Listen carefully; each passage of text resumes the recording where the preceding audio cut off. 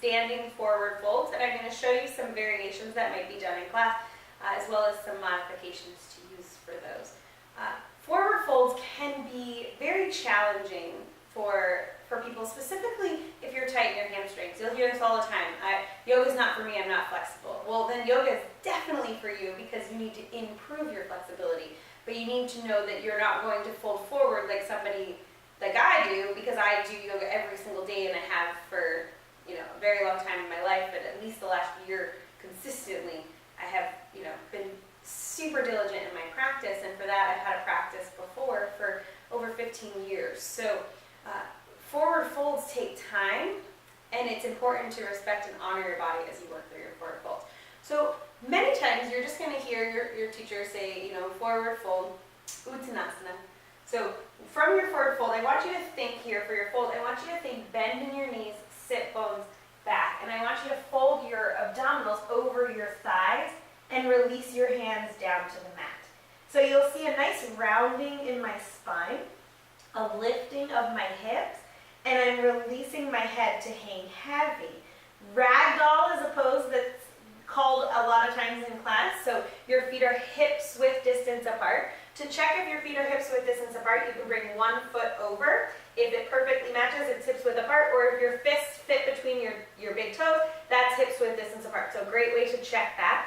So we're going to find that bend in our knees and fold. And for ragdoll, you'll commonly hear them say grab opposite elbows.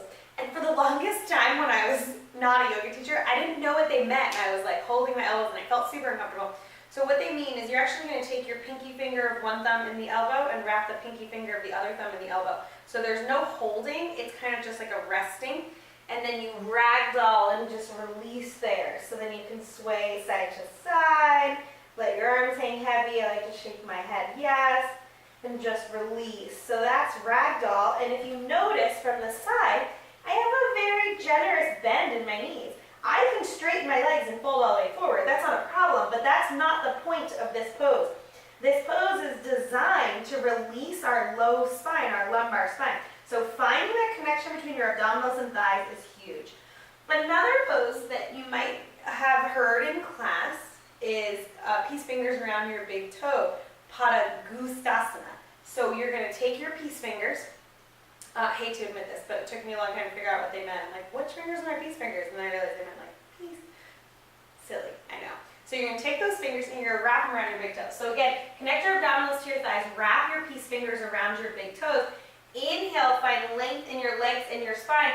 Exhale, bend your knees and fold forward, releasing your head, feeling a stretch to your hamstrings and back. So I'll show you that from this angle. Peace fingers, big toes. Inhale, find length. Exhale, we fold forward. And we release and enjoy there. That's Padangusthasana. Another pose that you'll hear is gorilla pose or Padahastasana. And that's where we take the hands and place them under the feet. So I'll show you from the side. So again, folding forward, you take the hand all the way under, so palm of the hand to bottom of the foot, sole of the foot, and then your toes are almost where they can massage your wrists. From here, you're going to inhale, find length again. Exhale, bend those knees and fold forward. Your elbows fall out to the side. That is gorilla pose or Padahastasana. Now, I might be showing you all of these and you're like, that looks great, but even if I bend my knees, my hands aren't getting down to my feet. Well, that's where props come in handy. We use blocks to help bring the ground closer to us. So even with bended knees, if you're struggling to get down to the ground, you can use your block on one of three levels. The lowest, the middle, the highest. So you put that block in front of you or two blocks and you bring your hands to that block and then you release and hang heavy. So if you can't get your hands to the ground in your forward fold, when your teacher calls for Padangusthasana or Padahastasana, you're not going to be able to get there. And that is completely okay. Use your blocks and work on your traditional forward fold, using the blocks to bring the ground closer to you, letting your head hang heavy. And that is going to allow you to begin to work up to those more challenging poses.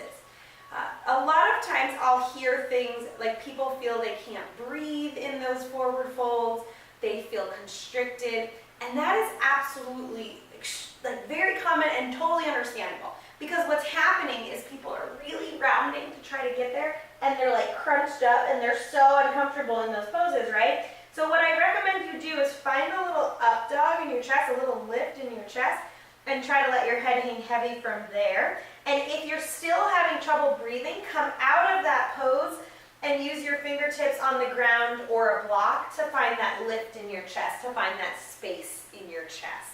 So I hope that helps you. I hope you feel a little bit more confident with your forward folds now.